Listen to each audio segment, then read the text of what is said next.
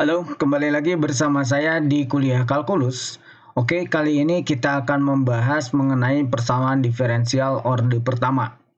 Nah, khusus pada pembahasan video kali ini kita akan membahas mengenai persamaan diferensial eksak. Oke, mari kita lihat teorinya. Pertama, apa sih sebetulnya yang dinamakan dengan persamaan diferensial eksak? Nah, misalkan kita di sini memiliki suatu persamaan diferensial dan itu bisa kita tulis dalam bentuk umum, katakanlah bentuknya seperti ini ya. Ini adalah suatu fungsi yang bergantung pada x dan y, katakanlah adalah m dx, kemudian ditambah dengan ada satu fungsi lagi, katakanlah n, dia bergantung juga pada dua variabel x dan y. Ya, di sini diturunkan terhadap y sama dengan 0. Oke, nah dari persamaan yang ini ya, si fungsi-fungsi ini m dan n, baik itu juga dengan turunannya, itu semuanya harus kontinu pada suatu daerah ya, persegi, misalkan alfa sampai beta, daerah R lah ya, katakanlah di situ ya, persegi R gitu. Nah,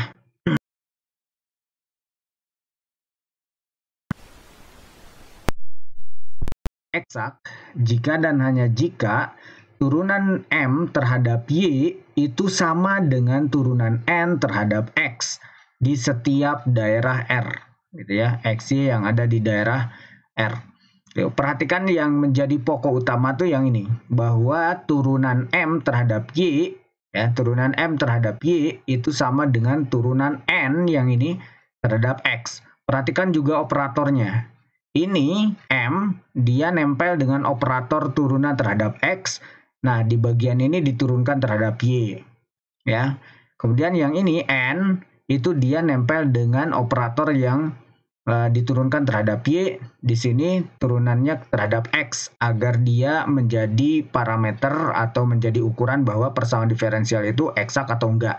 Jadi jangan ketukar ya. Walaupun di sini sebenarnya n mau m dimanapun ya nama fungsinya, tapi yang diperhatikan itu adalah ini. Jadi ketika dia ada fungsi yang dia bergantung pada x, y, dan nempel terhadap operator x, maka yang jadi nanti operator parameter dia eksak atau enggaknya ini diturunkannya ke y. Kalau dia nempel dengan y, maka nanti diturunkannya dia terhadap x, gitu. Seperti itu ya. Itu untuk menjadi parameter bahwa dia eksak atau enggak. Nah, kalau dia sudah bisa memenuhi kondisi ini, bahwa M diturunkan terhadap Y itu akan sama dengan N yang diturunkan terhadap X, maka persamaan diferensial yang pertama ini disebut sebagai persamaan diferensial eksak. Nah, problemnya apa sekarang? Apa sih sebetulnya konsekuensi daripada persamaan diferensial ini eksak atau enggak? Nah, konsekuensinya adalah nanti pada pencarian solusi. Ketika ini adalah persamaan yang persamaan pertama ini kita sebut sebagai persamaan diferensial eksak, maka nah ini masuk ke solusi ya. Akibatnya apa nih? Akibat dari persamaan diferensial itu eksak atau enggak? Nah, akibatnya ini, kalau dia eksak, akan ada satu fungsi, katakanlah fungsinya f, dia juga bergantung pada x dan y ya, yang mana si fungsi tersebut itu memenuhi satu kondisi. Kondisinya adalah fx ya, ini. Kalau si f ini kita turunkan terhadap x, maka dia sebetulnya m. Gitu loh, ya. Kalau dia kita turunkan terhadap y si fungsinya, maka dia adalah n. Gitu, ya. Nah, inilah yang akan menjadi solusi. Kenapa? Di sini ya kalau M dan N-nya dia memenuhi persamaan yang dua ini tadi ya. Artinya ketika dia eksak, maka akan ada si function f di mana dia memenuhi kriteria ini. Sehingga solusinya apa? Solusinya adalah fxy sama dengan suatu konstan. Ya, ini adalah solusi implisit, di mana C-nya itu adalah satu konstanta ya.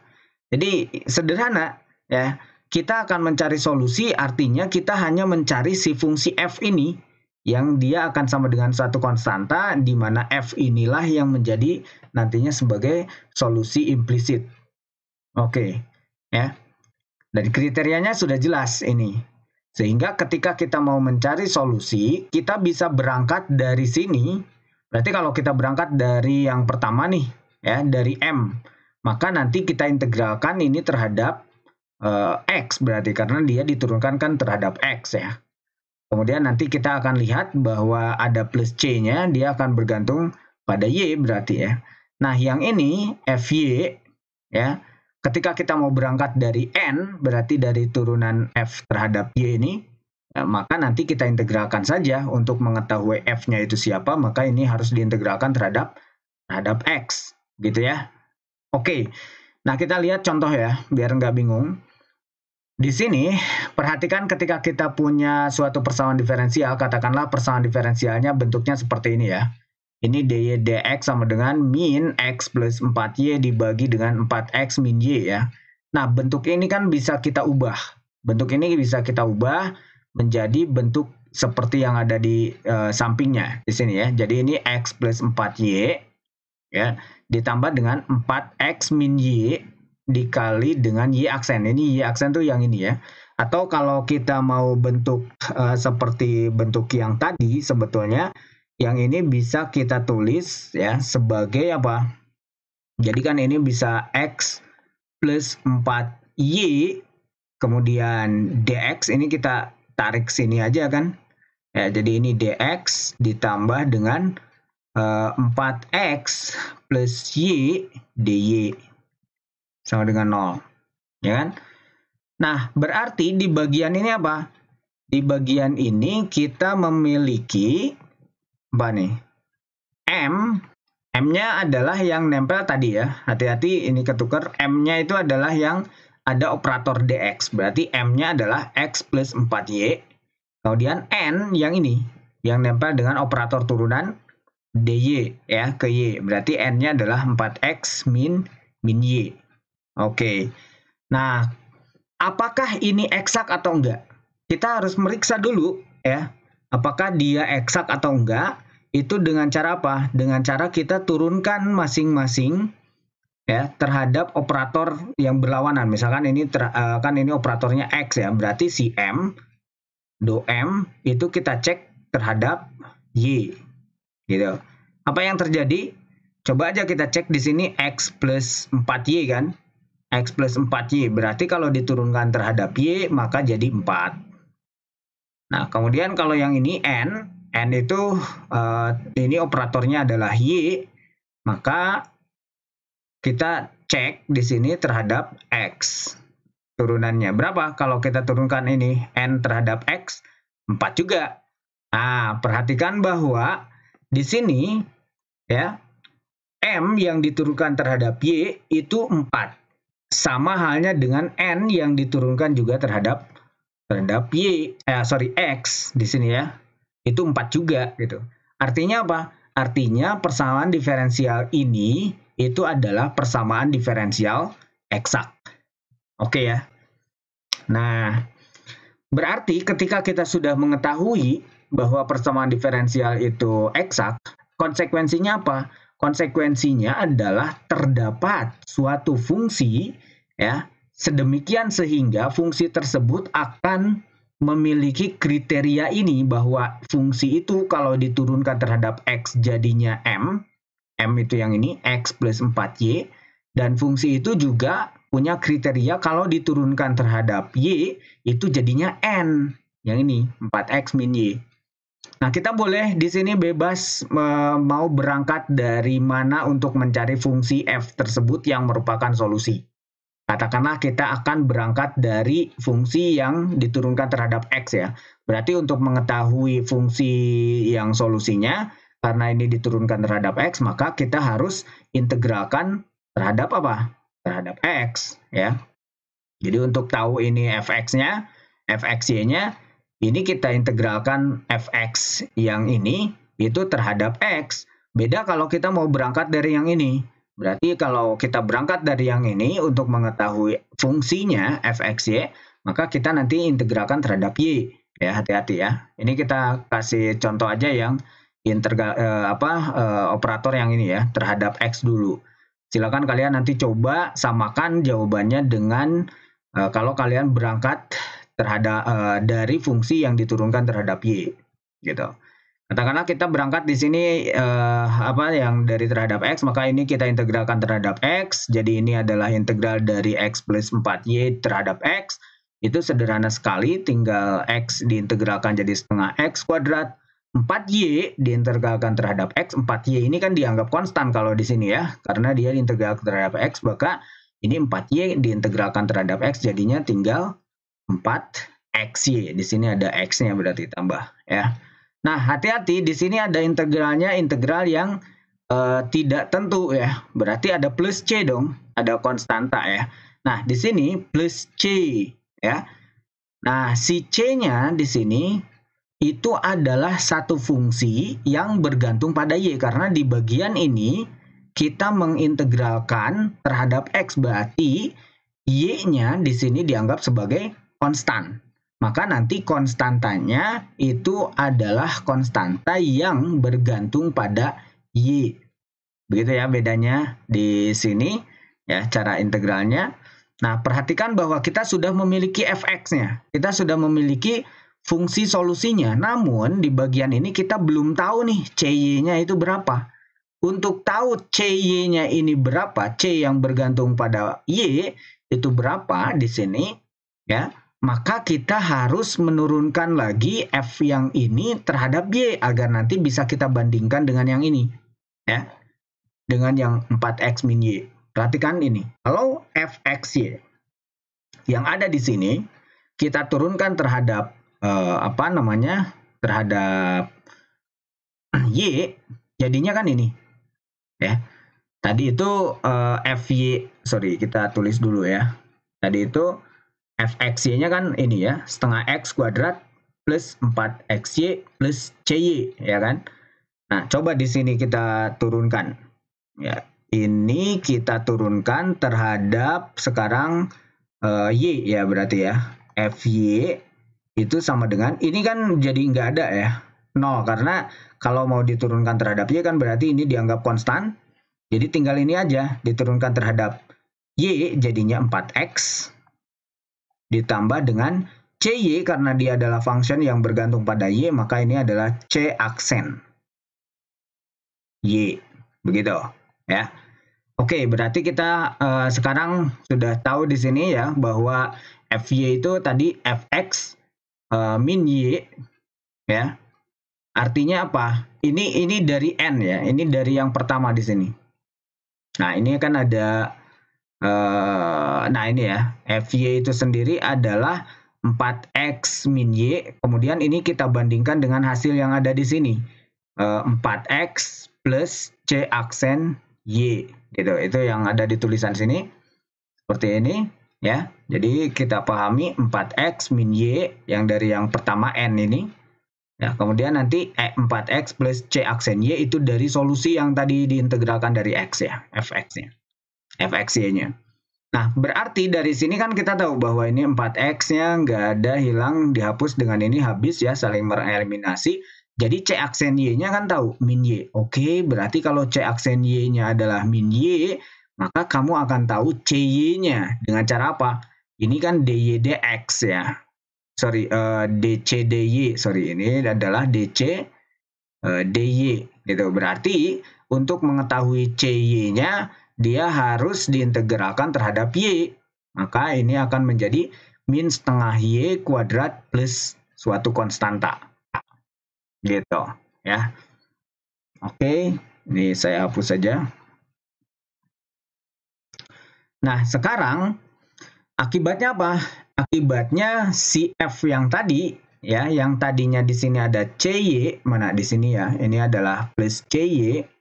Nah, cy-nya kamu substitusikan di sini adalah min setengah y kuadrat plus k. Ini adalah cy-nya. Gitu. Jadi fxy yang merupakan solusi itu adalah setengah x kuadrat plus 4xy min setengah y kuadrat plus k. Gitu. K yang ada di sini itu berasal dari hasil integrasi atau hasil integral dari sini c aksen y terhadap y berarti ya. Jadi ini ada k-nya konstanta. Nah, oke, ini solusi. Ya, ini adalah solusi. Tapi kita tahu bahwa fxy ini adalah solusi yang konstan ya. Tadi kita punya ketika dia eksak, maka fxy ini sama dengan C di definisinya. Nah, sehingga dari bagian ini, solusi yang diberikan itu adalah solusi yang implisit ya. Di sini solusinya apa? X kuadrat ya. Ini kalau kita kalikan 2 semuanya, ini semua kita kalikan 2 ya. Jadinya X kuadrat, yang ini menjadi 8xy, yang ini menjadi min y kuadrat, ya, yang ini menjadi 2k, oke ya, kita tunggu 2k, dan ini adalah 2c, oke, ya kan?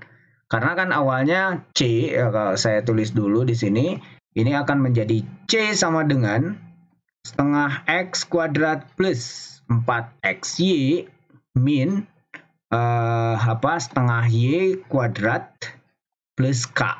Oke, kalau kita kalikan ini jadi 2, jadinya 2C sama dengan X kuadrat plus 8XY min Y kuadrat plus 2K. Oke, ini ada 2K, ada 2C. Masing-masing adalah konstanta, jadi tidak ada pengaruhnya sama sekali kalau kita gabung. Maka kalau kita gabung, ini adalah X kuadrat plus 8XY min Y kuadrat itu sama dengan C bar. C yang baru ya, C bar. Oke, C bar ini kalau bingung nanti ini bisa dikasih tanda bar ya. C bar ini berasal dari mana ya? Berasal dari 2K ini dengan 2C yang ada di sini ya. Berasal dari fxy-nya. Oke, nah itu contoh ya, contoh. Kadang-kadang kita juga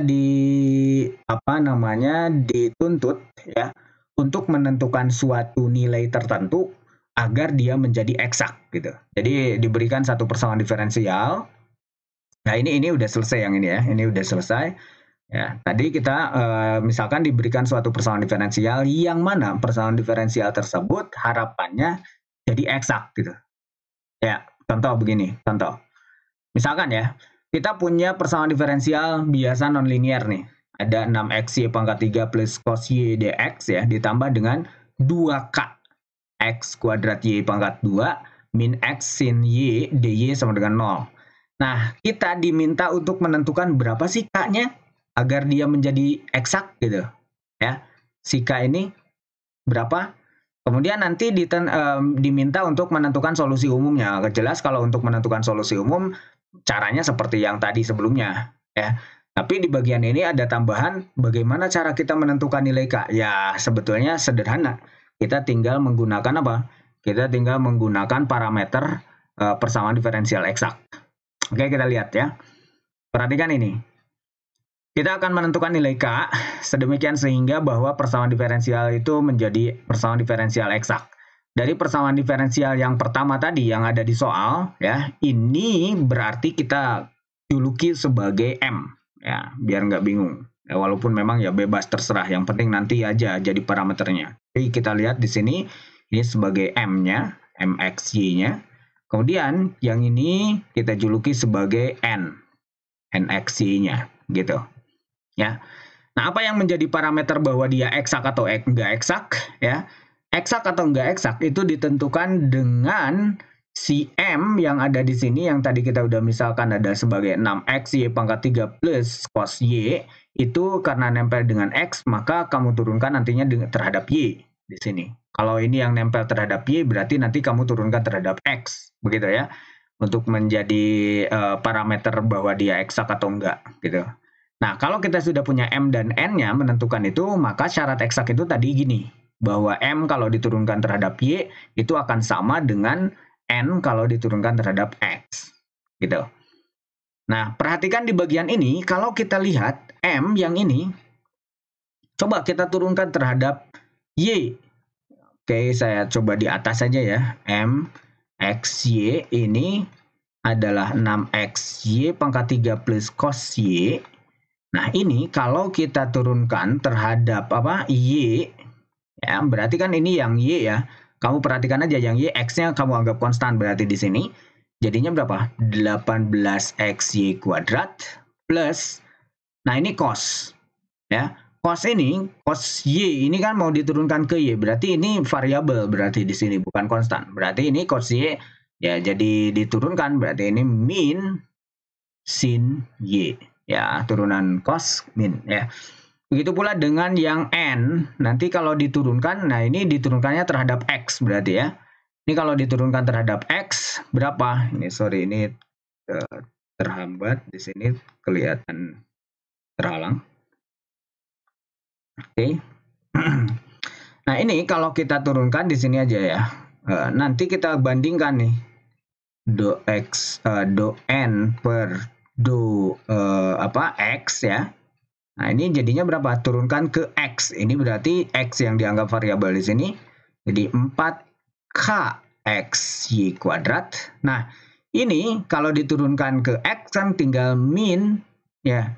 Min sin Y. Begitu ya. Kan ini X ya. Jadi sin Y-nya itu kan dianggap konstan. Karena di sini mau diturunkan terhadap X ya. Ini variabelnya Y. Di sini aja. Jadinya min sama hanya dengan kamu nurunin 2x berarti kan terhadap x ya tinggal 2. Berarti ini tinggal sin Y gitu. Ya. Nah, maka kalau kita perbandingkan turunan dari M terhadap Y itu terhadap turunan N diturunkan terhadap X ya. Itu kalau kita bandingkan jadinya ini 18xy kuadrat dikurangi dengan sin Y yang ini adalah do M do Y ya. Sama dengan yang ini do N do X. 4kx yang ini 4kx y kuadrat dikurangi dengan sin y. Perhatikan bahwa ini ada sin y dan sin y, berarti ini kan bisa dicoret ya. Sehingga yang kita miliki hanyalah 18x y kuadrat sama dengan 4kx y kuadrat. Otomatis dari bagian ini ya kita bisa tahu dong k-nya berapa, kan ini ada xy juga, ini xy kuadrat, ini ada xy kuadrat juga, tinggal 4k sama dengan 18 ya kan. 4K sama dengan 18 berarti K-nya berapa? K-nya adalah 9/2 berarti kan? Ya. Oke, ini udah kita ketemu nih, udah ditemukan berapa K-nya agar dia menjadi eksak. Otomatis kalau kita cek di sini K-nya dimasukkan ke sini ya, berarti jadi 9 nih, 2K kan berarti kali ini jadinya 9, 9x kuadrat y kuadrat. Otomatis dia akan jadi eksak.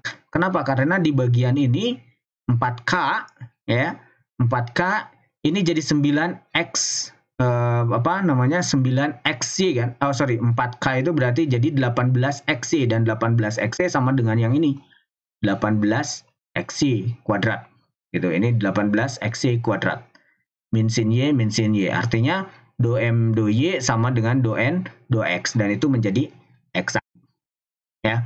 Oke, persamaan diferensial ini sudah dijamin eksak kalau K-nya adalah 9/2. Pertanyaan berikutnya, solusinya gimana? Ya sama sebetulnya dengan sebelumnya ya. Kalau untuk solusi menentukan solusi persamaan diferensial seperti yang tadi, karena ini dia sudah eksak ya, kita lihat di sini ya. Ini menjadi 2K, kita substitusikan K-nya 9/2 menjadi 9 berarti ya. Maka di situ karena dia sudah eksak ya, tadi kita bisa cek ya, M dan N-nya turunan M terhadap Y itu sama dengan turunan N terhadap X gitu ya. Maka akan terdapat satu fungsi F sedemikian sehingga si F ini dia memenuhi kondisi kalau diturunkan terhadap X dia akan menjadi M gitu. Kalau dia diturunkan terhadap Y, dia akan jadi dia akan menjadi N. Yang ini ya, yang ini. Dia jadi N. Oke.